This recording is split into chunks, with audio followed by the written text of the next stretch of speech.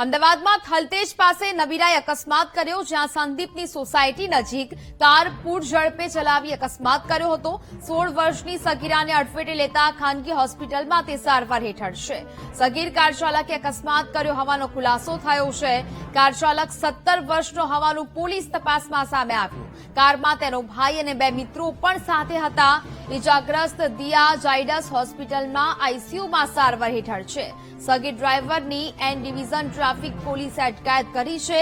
Car ચલાવનાર અને car ચલાવવા આપનાર સામે હવે તપાસ હાથ ધરાશે।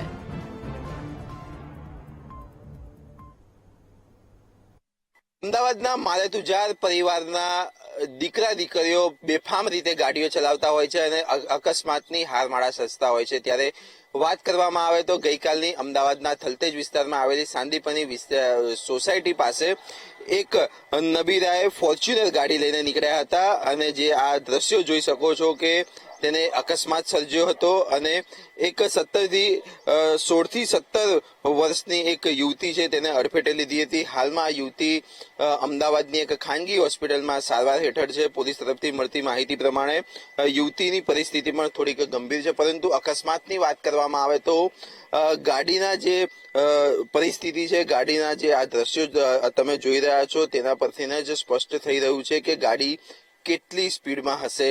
હાલમાં તો પોલીસે આ જે ગાડી છે તેને જપ્ત કરી છે અને કાયદેસરની કાર્યવાહી કરવામાં આવી છે। આ ગાડીની વાત કરવામાં આવે તો આ મસ્ત મોંઘી દાટ ફોર્ચ્યુનર ગાડી છે, પરંતુ આરટીઓના તમામ નિયમો નેવે મૂકી દીધા હોય તેવું લાગે છે। બ્લેક ફિલ્મ કે જે હંમેશા ગુજરાત પોલીસ, અમદાવાદ પોલીસ દ્વારા તેને હટાવવા માટે કડક અમલવારી કરવામાં આવતી હોય છે, પરંતુ આ ગાડીમાં બ્લેક ફિલ્મ સ્પષ્ટ દેખાઈ આવે છે।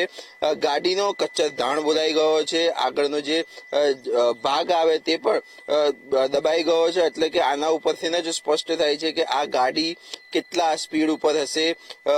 અમદાવાદ પોલીસ દ્વારા અત્યારે હાલમાં જે વાહન ચાલક હતો, જે ગાડીનો ચાલક હતો, તેને અત્યારે અટકાયત કરવામાં આવી છે। જુવેનાઇલ હોવાના કારણે તેનું નામ જાહેર કરી શકતા નથી, પરંતુ ક્યાંક ને ક્યાંક આ જે એક મોટી ઘટના સામે આવી છે, આવી અનેક પણ ભૂતકાળમાં ઘટનાઓ સામે આવી છે કે જેમાં લાયસન્સ ના હોય અને ઉંમર ના થઈ હોય તેમ છતાં પણ મસ્ત મોટી ગાડી લઈને અનેક લોકોના જીવ જોખમમાં મૂક્યા છે। ત્યારે હવે જે કાર ચાલક છે તેના ઉપર કેવી રીતે કાર્યવાહી કરવામાં આવશે, સાથે જ તેના જે પિતા છે તેમની વિરુદ્ધ અમદાવાદ પોલીસ કઈ રીતની કાર્યવાહી કરશે તે જોવું રહ્યું।